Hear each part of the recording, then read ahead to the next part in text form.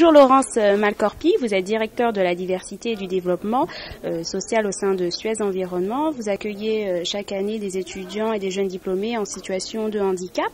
Sur quel type de postes sont-ils justement accueillis? Alors Suez Environnement travaille dans deux métiers, l'eau et les déchets. Ce sont des métiers avec un certain niveau technique. Et donc, commençons par les métiers techniques, bien sûr des ingénieurs et bien sûr des techniciens. Nous sommes dans l'ingénierie, nous sommes sur des exploitations d'eau ou de déchets. Donc, toutes les personnes qui ont reçu des formations de Bac+2 ou Bac+5 sont évidemment des recrues qui nous intéressent.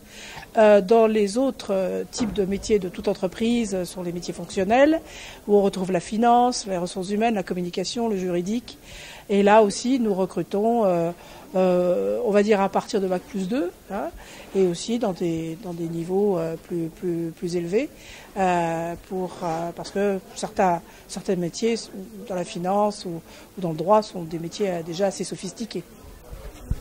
Justement, quel type de profil vous intéresse plus particulièrement? Donc, vous parlez de Bac+2 à Bac+5. Est-ce qu'il y a des types de filières qui correspondent à vos besoins? Quand vous parlez de l'eau, vous parlez de l'hydraulique, du génie chimique. Quand vous parlez des déchets qu'on incinère, vous parlez plutôt de thermiciens.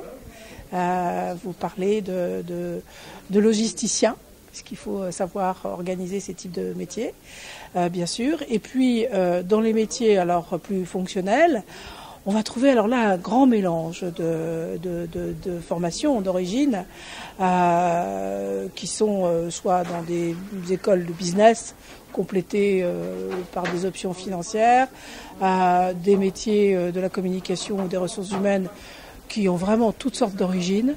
Dans le droit, c'est d'abord le droit, mais avec des connotations business et internationales qui peuvent être, encore une fois, assez sophistiquées. Et justement, est-ce que vous organisez des actions pour favoriser la rencontre et pousser justement ces jeunes en situation de handicap de poursuivre leurs études? Alors, on participe à pas mal d'opérations à l'extérieur. Nous essayons aussi de sensibiliser beaucoup à l'intérieur. C'est important parce que y a des freins, on le sait, à l'accueil des personnels en situation de handicap. Donc nous essayons de sensibiliser, nous organisons des semaines où on parle de cette question-là. On essaie de solliciter des managers et des collaborateurs pour accueillir. Alors le grand truc aujourd'hui est tremplin et maître dans la chose, c'est de commencer à connecter l'entreprise avec des personnes en situation de handicap pendant leurs études, hein, c'est-à-dire avant de démarrer réellement leur vie professionnelle. Et ça, c'est très intéressant de pouvoir acclimater l'entreprise et acclimater les jeunes à cette future vie professionnelle.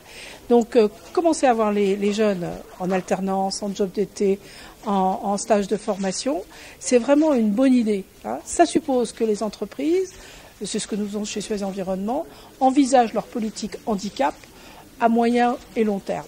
Ça, c'est la condition. Dans ce cas, effectivement, on peut déjà postuler pour un job d'été, par exemple. Oui, c'est la raison pour laquelle nous sommes accueillants aujourd'hui. Et nous avons 3 ou 4 structures du groupe qui sont là pour proposer des jobs d'été ou des stages de formation dans le cadre des études.